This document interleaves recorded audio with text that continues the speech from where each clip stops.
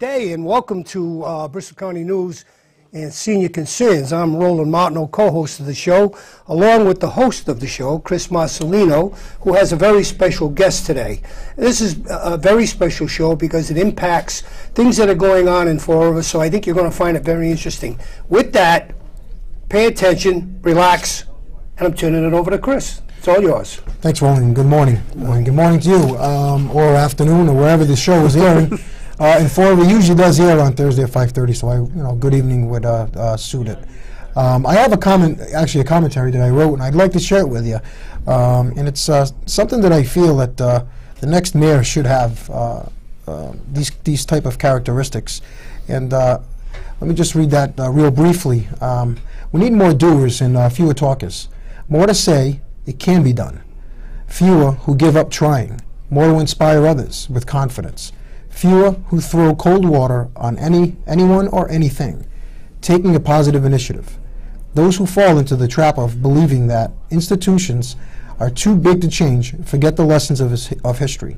Organizations are changed all the time by those who care for the welfare of others. The next leader of Fall River must possess the following characteristics if this city is to move ahead. He must have the ability to give clear directions, practices candid, honest, and open communication, and creates a climate of trust in two-way communication. Is he or she willing to coach and support people? Must relate rewards to performance, gives feedback to important actions, encourages new ideas, gives constituents and voice in decisions, surrounds himself with people who are not self-serving and who are best for his organization. You know, folks, I do believe this individual who has these characteristics should be the next mayor of Fall River. With that being said, I'd like to introduce my guest, who I'm very pleased to have today. It's Lieutenant Michael Coogan from the Fall River Fire Department, and he is the union president of that department in the city. And he's been working real hard to try to keep doing his best to try to keep the members of his department from getting laid off. And I'd like to introduce Michael Coogan now. Michael, good morning. How are you? Good morning. Thank you very much for having me, Chris. My pleasure. Michael was actually on the show with at the city council meeting with me yesterday. And Mike, what did you see? What did you feel yesterday about the take in the beginning of the mayor's address? The mayor's address? Yeah. Well, I don't really know that he addressed any of the concerns that obviously I think the biggest concern in Fall River right now is the impact of public safety with regards to the police and fire layoffs and the municipal workers, the DPW. I mean, I think that issue is paramount, and I don't know what he said to address that concern moving forward, and I was kind of waiting to hear that, and I didn't hear that. Well, you know, Mike, you bring up a good point because, you know, where he had stated that one part here I'd like to state that, you know, he obviously came out by stating his apology and his heartfelt sympathies to the families who have endured the cuts and the layoffs. But he also had stated something that I found very interesting. He said that they have exhausted every option. How do you feel about that? Do you think they've exhausted every option? No, not at all. And I mean, the sad reality is that there was not much discussion leading up to this. Basically, when the mayor called us into his office, he said, I'm proposing this 8% pay cut, or we're going to face 175 layoffs, and I don't think there was any conversation leading up to that. And I guess I'm a little disheartened, and they knew this was coming, and it's been coming for, you know, some time now. And when the governor finally did initiate they gave the governor the power to initiate the 9 seat cuts, there was no conversation at that point with how we were going to address that. So when he did come in and say this is how we're going to address it, it was sort of a take it or leave it approach, and I objected to that approach. I notified the mayor of the same, and at that point they pulled that offer off the table and said we were going to negotiate with every individual union, and I think that's something that they probably should have been doing much earlier than that. Well, it seems to be like everything's happening at too late for the change. You know, we wait for the last minute to make these rough changes, and like, you know, I've been following this. I mean, not as hard as you have, obviously, because you've been in the trenches fighting for your men, but I've been covering it on the media side, and I can tell you, I'm tired. I'm tired today. You know, being at that city council meeting, and you know, The mayor had said that it's time that we work together in these financial crisis and changing times. In your view, Mike, how do you think that the mayor's going to do that? Do you have confidence that he's going to do that, or is he just is he putting the blame somewhere else, or is he going to? Do you think what we did yesterday is going to help these policemen and firefighters and DPW workers that got laid off? Well,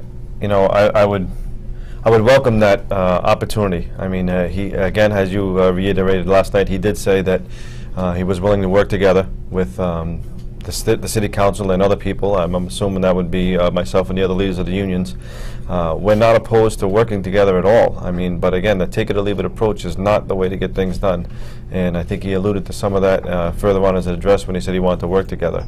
Now, having said that, I mean, we're still trying to find options. I mean, and I applaud the councilors last night again for trying to bring some issues to his attention and say, here's some options, here's some revenue, here's some other things we can look at. Now, whether he chooses to look at those, it remains to be seen. I know that the councilors were going to be meeting with him today, and if not him as designee, whether it's Mr. Chapdelaine or whoever the case may be, they were hopeful that they were going to meet with him this morning and present them with some of those ideas and say, is this viable? And I guess I'm waiting to hear if that's the case or not.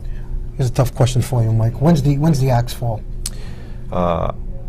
I believe on the police, it's today. The hearings are today. I mean, the axe fell for the police and the DPW several weeks ago. They were handed their pink slips and placed on administrative leave.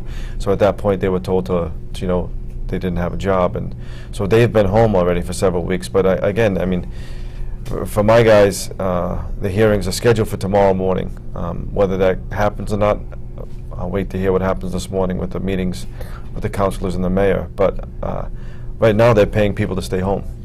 Well, I'm glad you brought up that point, Mike, because the perception of the people out there still think that these policemen and firemen are working. Mm-hmm. In all actuality, they're not. Well, just so you understand, the firemen are working. The policemen and the DPW workers. Okay, so it's just them both. Correct. Okay. Right. Well, still, again, we still don't have the police protection. Police are not on the street, correct. And I did even with DPW, I have seen the amount of trash that's building up in the city. It makes me, it brings me back to other concerns too. Mm-hmm. But my concern today is for you're representing the fire department. Mm-hmm. We can go on with the police department side. We can go on with the sanitary issues that we have.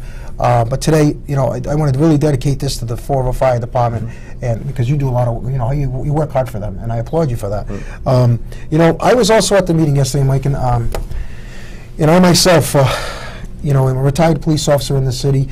And it was a glorifying job, but it's not an easy job. Mm-hmm. And I can mostly say for sure that it's not an easy job for a fire department. Mm-hmm. My biggest concern by laying off all these fire people are this: we have a lot of unused mills in this city. Mm-hmm. Now, what is the plan next? What is the plan? Does anyone come up with a plan of how they're going to disseminate these men and put them in different areas, if the case that they do not bring anyone back? What is the response time? We know, the Kern Mill was over 20 years ago, but we've had another one, the Arkwright. Mm-hmm. Thank you. About 10 years ago, but we still have we have so many vacancies in these mills. And isn't that a big concern? Are people not seeing that Fall River has a lot of trained men for that basic part of fire? People say that they can we can have Somerset help out, we can have Tibbet, but they don't have those structures that we have. Mm-hmm. No, absolutely. I mean, it's not just vacant mill complex, it's also vacant property, just vacant property in general, and sometimes the vacant house poses a bigger risk to life safety than the vacant mill, where the vacant mill may be more isolated and out in the parking lot while it's a major fire and it's a large conflagration. The tenement houses are where the real danger is, because it's residential areas, and with the diminished capacity and these proposed cuts, response time is going to be more. Personnel on the scene will be fewer, and the fires will get more intense and consume more property and put more lives in jeopardy. There's one interesting thing, Mike. I don't know if it was you that brought it up, but someone on the fire department did.